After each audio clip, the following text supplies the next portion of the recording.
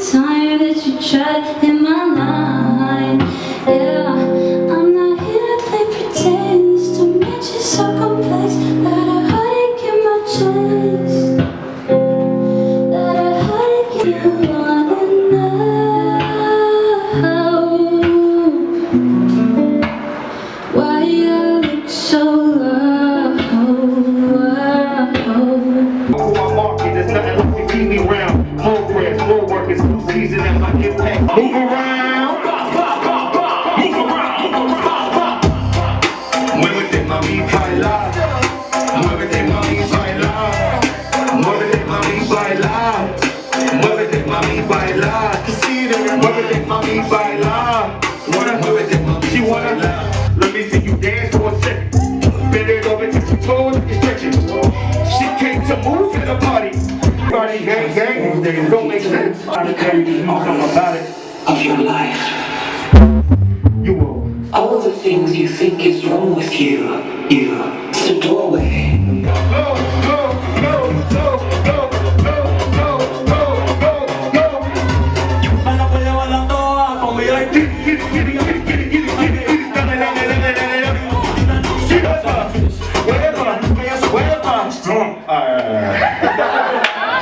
It's what? Dominican too, yelling dollar in the club, my Dominican vision. God did my parents, did my homies, I did. And this is me in real life. Don't be fooled, Instagram is just a highlight. The road less travel made you think that this was overnight. I was making all bets on me. Jay swearing how big I try not to be disrespectful, but I want to just exist sometimes. Yes, but I'm like the sun. Very much. But so when it comes to these places that essentially want to use artists to either make some money or try to do something for the world. For the people that can't shine their own light naturally, they dim the light of those that can. So it makes them shine brighter or seem like it. They don't know how to amplify theirs. So they're just going to make you look lower. So by comparison, it should be like 25 plus. 25 minimum. You're getting a showcase. Yeah. Like, so that means. Do you know about the tetragrammaton? I was gonna say, I love how you just say some shit like that and do. It's like, bro, we talking sacred geometry now? Like, I hear you.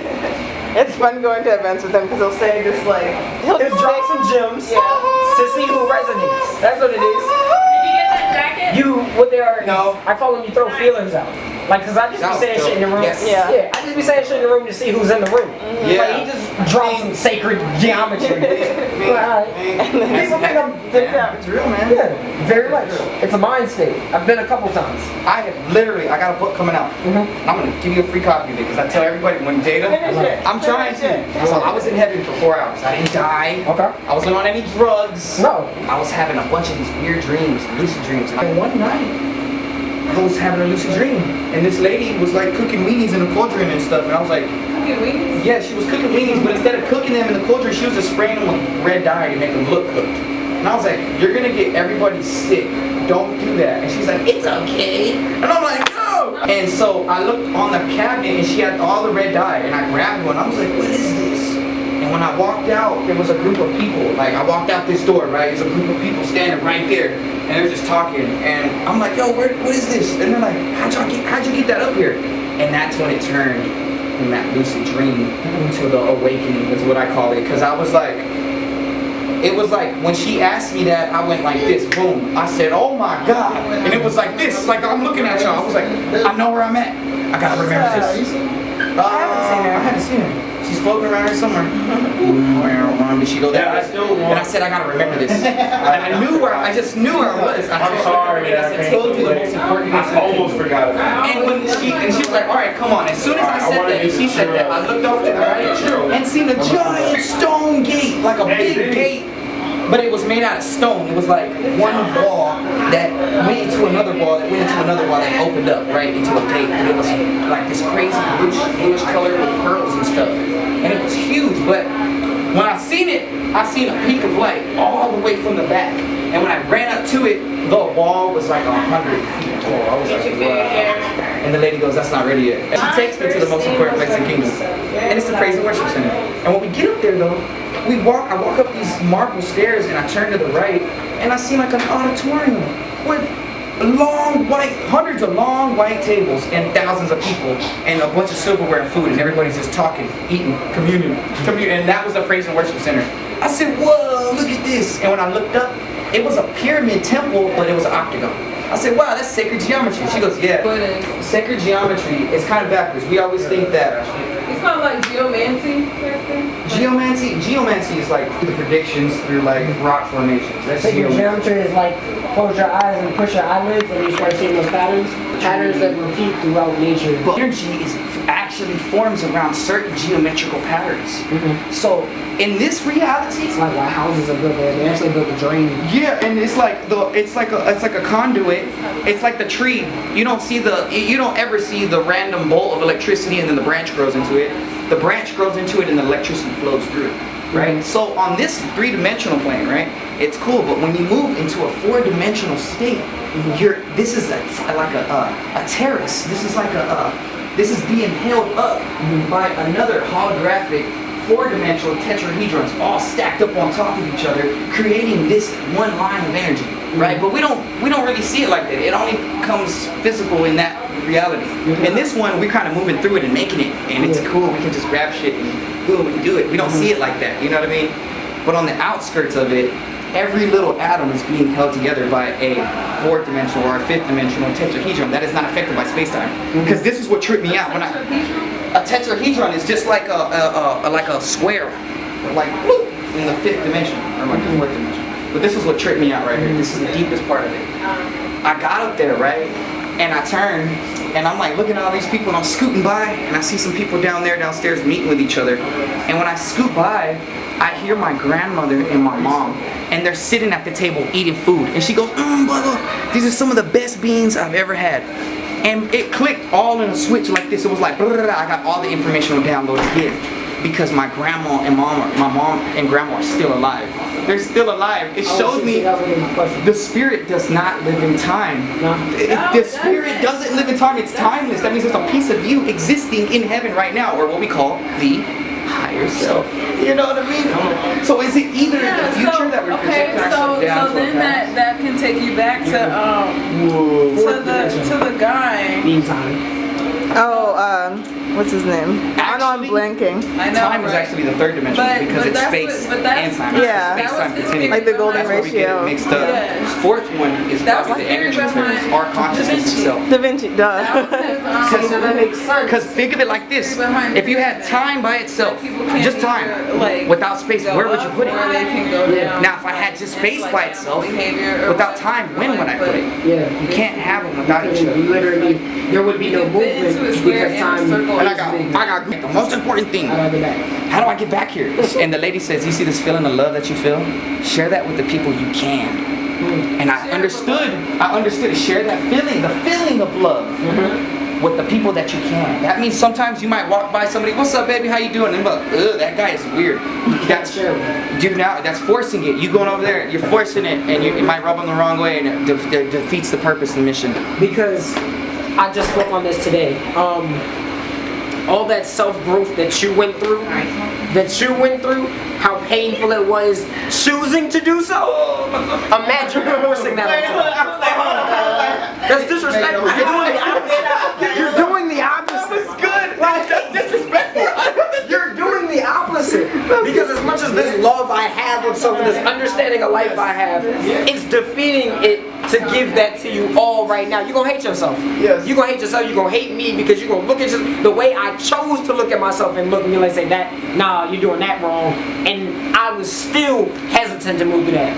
But you're going to put that on somebody in 1 second? Oh man. Come on. The being will just corrupt. It'll be like, no, it shuts down. It wants to get away. It's like, get away from me. It runs every chance it gets. And I say this, it runs every chance it gets from the things that it doesn't want to do, and directly running from the things it doesn't want to do, runs right into the purpose of its growth. And it's like, yo, I can't get away from myself. So do it with passion. Do it with passion. Might as well face it with passion and love, like you're on the stage. Pour your heart out, go for it, right? Leave him. And experience it. And then rather just be dragged through it. Oh God, I don't like this, but we're doing it. I want to. Just because I want to. Because I can and I want to. That's dope. That was a good one. because I can, and that's why I go everywhere. Always and always. Because I got a similar download of that feeling like I was on shrooms myself. Yellow teacher, right? I took an eighth of it. I told myself the next time I do shrooms, I'm gonna do an eighth. Yes. I found myself I got to do an eighth. Something in the water weekend. I was on the beach, shoes off, just literally running. Everybody was doing their thing, mad creative stuff. I said, y'all, I just need to go and follow the sun. I need to go and be in nature. And I was literally running through the street, but I hit a point where I was sitting down, and I just kept laughing. Like every so often I'd laugh how ironic it was, because this feeling has always been here. Like this awareness, I was like, it's always been this. And I was moving away from it. And I was like, you just sit and wait. Like, and then I just wanted to share that with everybody. I was like, I want to, but there's also nothing to say. That's the beauty of it. That's the hardest part is when you first meet them and you're like, okay, how's this gonna work? Especially when you're like kind of super on that psychic plane, because it's just a spirit. It's a spirit. You have to move through the spirit, and moving through the spirit can be awkward and weird sometimes because especially when you're conditioned to be physical. Yeah, right. Because you're like, oh, the whole time we've been speaking for that, we've been talking normal. What we think is normal for 1,000 years, but it's been incorrect. It's like we're not even really supposed to speak when we first meet each other. It's supposed to be like, right. And energy. You know, energy exchange, see what it is. And I think I want to start making tokens. I'm going to make tokens. That's what I'm going to do. I'm going to carry 5 tokens in my pocket. And when I meet somebody, I'm kind of like weirded out with them. Be like, pick one. And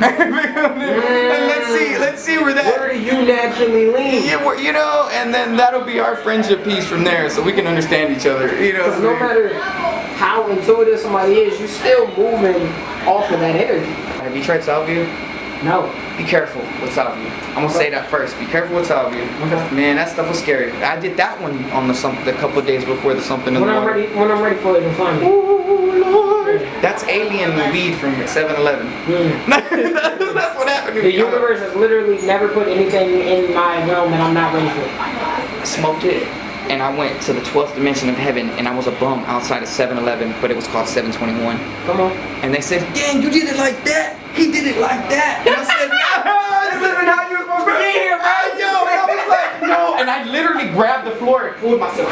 No.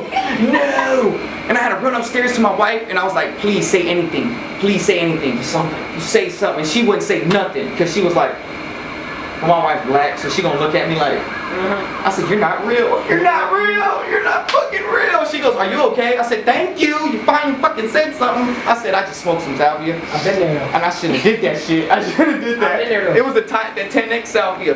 Have you heard the stories about the people who smoked the salvia? No. And the guy got stuck into a 30-year trip, and he felt every second of it, and he was the paint on the shed. He was paint on a shed. I literally heard it from Joe Rogan. Oh my God. And another one that I listened to, the YouTube one, he said he smoked it and then he woke up and he was some other guy in like Arizona. And lived that life. Yes. Until one day he just fell out the feeling again. I said, hell no. You gotta have a purpose. Yeah. You gotta set an intention with that stuff. Yeah. With any psychedelic, like, and that's why especially, I've noticed this a lot with mushrooms, because people will recreationally do drugs. I do them.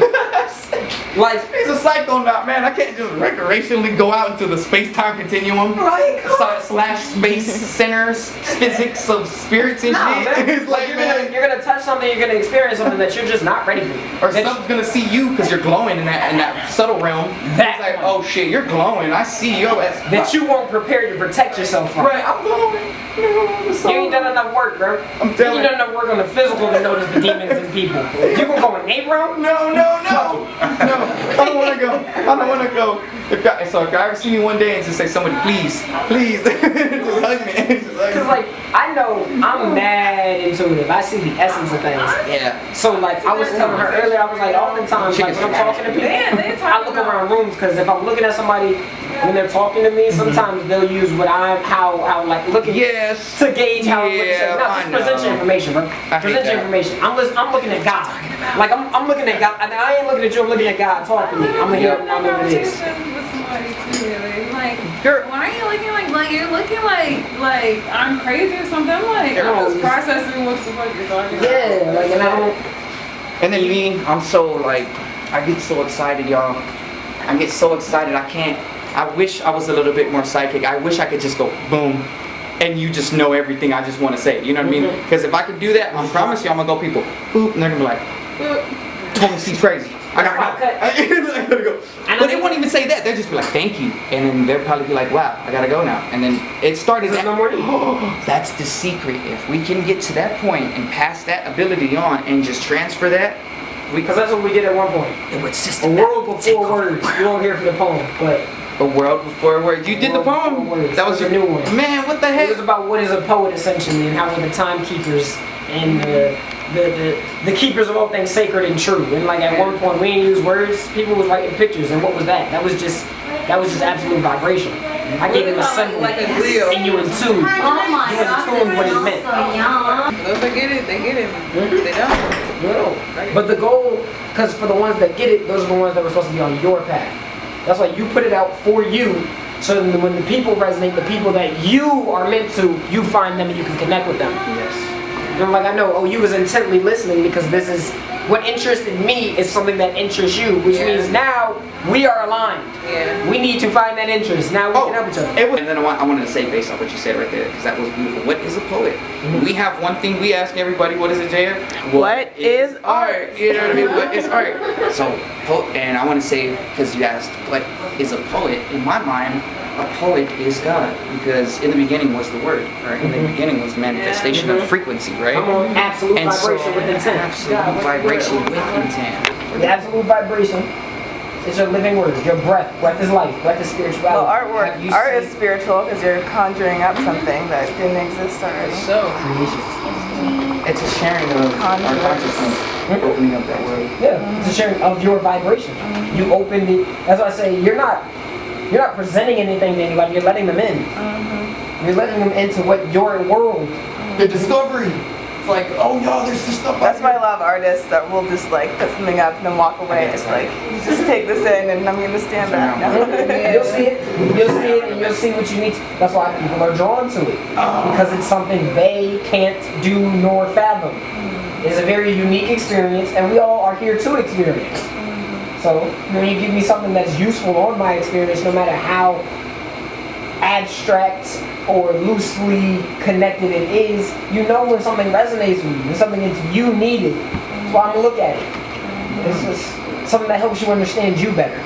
So what do you do? Like, I think that's what art is. Art is meant to help somebody understand themselves. There's layers of you have to unlock to get to it, to make it. It's parts of yourself you look at. And reminders too. Stuff that you wear on a constant, or stuff that you put up to see every day. Like for me, I like action art for like labyrinths. I like to have a labyrinth in my garden. Okay. Something I can really meditate on in the morning. To actually walk that little piece through the place and find my source for the day before I take off, man. What's in your garden? Roses, irises, and what I got? Some dandelion.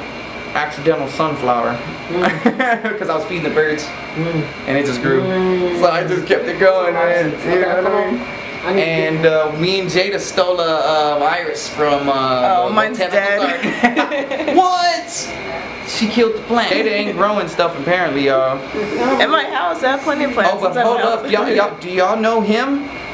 The poet? I be him. What? This is your second episode of the Doper Show, actually. We just haven't posted it yet, but it'll be up soon. Okay. Yeah, I'll tag you. Hi y'all, I am him the poet. That is an acronym that stands for healing in mind. Because that's what I do everything with. That's my moniker. That's my spiel.